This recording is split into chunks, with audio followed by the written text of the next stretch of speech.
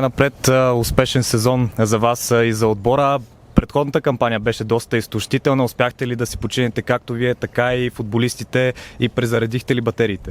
Благодаря първо. Имахме достатъчно време за почивка, в която вършихме и много работа, която ще ни бъде в помощ за това, което предстои.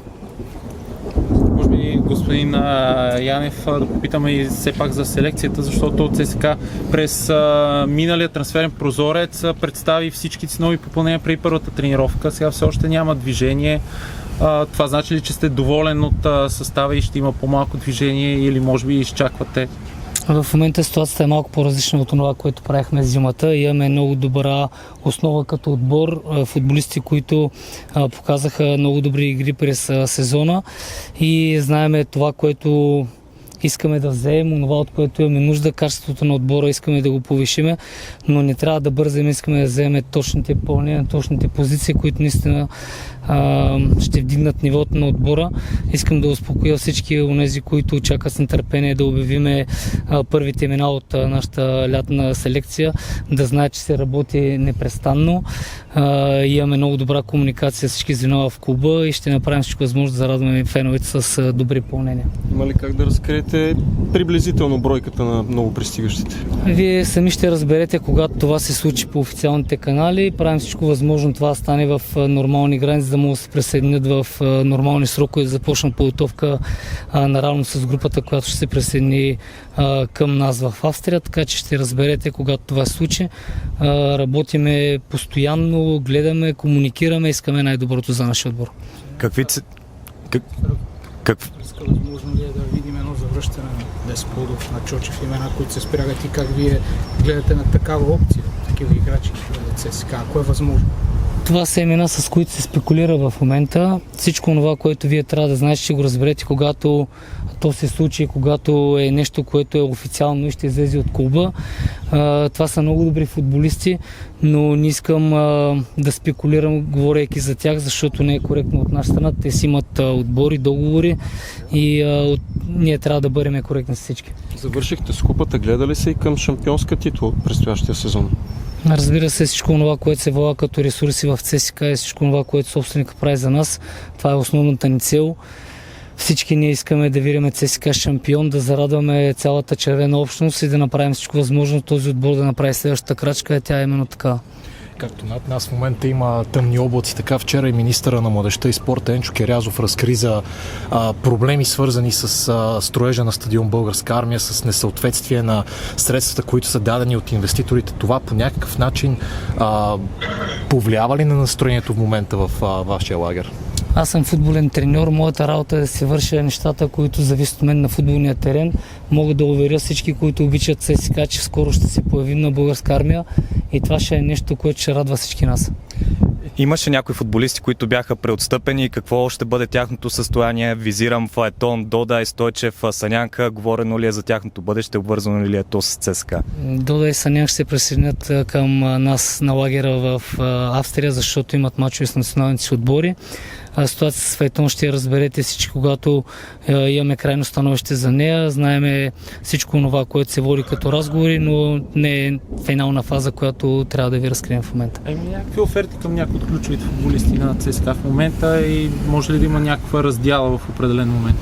Водят се разговори с отбори, които може би имат интереси към наши футболисти, но това е нещо, което вие може да го зададете като въпроси към ръководството на клуба. Аз съм тук, за да ви представя информация за това, което ние ще направим с групата, която ще започне и тези, които ще се присъединят към лагера. Темата с евротурнирите, как гледате на тази ситуация? Как въздейства изобщо и на вас и на състава? Изключително позитивно. Ние се борехме цяла година, за да играе ЦСКА в Европа. И това е нещо, което всички не искаме. Може би отгоре ни показва, че знаци са добри. Правим всичко възможно да се подготвим по най-добрия начин. Гледаме много сериозно това, което ни предстои и ще направим всичко възможно по силите си да изградиме добър отбор, който да върви напред. Подписахте нов 2-годишен договор. Доверието, което клуба ви гласува, какво означава за вас?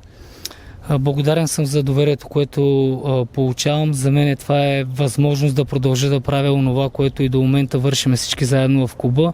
Това означава, че всички заедно гледаме в една посока и за мен лично е голяма отговорност, към която трябва да подходя много сериозно. Това, че Джеймс Ето подписа своят нов договор или по-скоро си продължи договора, колко важно ще е за футболиста и какво очаквате през новия сезон от него? Джеймс показа много игри добри за отбора, даде ни някои много важни голове през миналата кампания. За нас е важен футболист, ние искахме той да остане при нас и затова и толкова много настояхме той да подпише новия си договор. Може би ще му даде спокойствие, ще разбере всички, ние разчитаме на него и ще разкрие пълния си потенциал. Каква е ситуацията с Ломбар Делова, защото той остана единствения футболист, който все още не е обявено, че ще продължи договора си, и отключва ли се клаузата на Мохамед Брахими за договор 1+1 година? Делова има договор с клуба.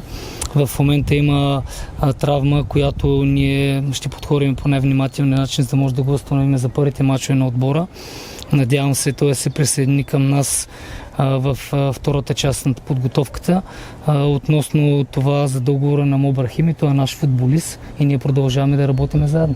На темата изходящи трансфери. В момента ЦСКА има 9 играчи, които имат паспорти извън Европейския съюз, а правилата, изискванията от БФС да имат максимум 7. Дали раздялата с евентуално двама от тези играчи би била и ключът, който ще открие и входящите трансфери на клуба? Не сме зависими от това, което вие ме питате. Разбира се, гледаме и отделяме внимание всеки един детайл относно селекцията, която правим. Знаеме кои футболисти разполагат с европейски паспорти и кои не, но това, което гледаме е наистина да повишиме качеството на отбора и да бъдем отбор, който всеки един момент разполага с най-добрите футболисти. Позволете ми да върна така 10 години назад. Какво се е променило от тогава до сега, когато пак започнахте лятна подготовка? Може би като база, вие като усещане 10 години по-късно, клуба, развитието, въобще всичко. Във всяко едно отношение виждам голяма разлика. Първо мога да кажа, че за тези 10 години трупах много опит. Преминах през много важни битки. Не всяка от тях спечелих, но всяка от тях ми даде нещо, което ще използвам за напред. Относно това, което се случва в клуба, вие сами виждате с каква база разполагаме, виждаме с какви ресурси и мащаби се работи за това стадиона да бъде направен по най-добрия начин, да изглежда по всички европейски стандарти. Относно това, че започвам отново, както и тогава, в момента виждам много по-голямо доверие на хората, които работят с мен, на тези, които се борят заедно с мен и тези, които правят всичко възможно, клуба да получава най-добрите условия. В тази връзка се надявате по-дълго да продължи спрямо тогава вашия престой, който ви пожелавам. Благодаря ви. Това зависи изцяло от това, което правим ние като работа и това, което имаме ние като резултати. Аз не се заблуждавам. Водещото за този отбор е да побеждава, да върви напред и да е в най-добрите места в класирането. Може да има момчета от Дубова, които да вземете на лагера в Австрия? Разбира се, ще вземем с нас. Започват и Юли Илиев, и Васко Маканов, и Чурбаджийски в момента се връща заедно с нас. Марти Стойчев. Имаме много български момчета, на които обръщаме внимание, които следиме. Има много добра комуникация с Валю Илиев и ще направим всичко възможно все повече момчета от втория отбор да ги качваме, да получават възможност за изява и да показват най-добрите си качества. Програмата, която сте гледали скоро, има ли значение за вас? Понеже беше преди няколко дни. И само да допълня колегата въпроса, 7 кръга ЦСКА ще е в София. До 7-я кръг, включително ЦСКА няма да излиза от София, като изключим евротурнирите, това плюс ли е за вашия отбор? Ще разбереме по време на първенството дали е плюс, но при всички положения е нещо, което ни облегчава. Програмата е такава, каквато е всички останали отбори. Ние трябва да срещнем тези съперници. Подхождаме с цялото уважение, респект към тях. Те имат ръководства, футболисти, треньорски щабове, които работят също като нас, искат да изглеждат по най-добрия начин. Надявам се в този приблизително един месец да имаме възможността да се подготвим по най-добрия начин, да сглобиме наистина силен отбор и този отбор да радва всички. Благодаря ви.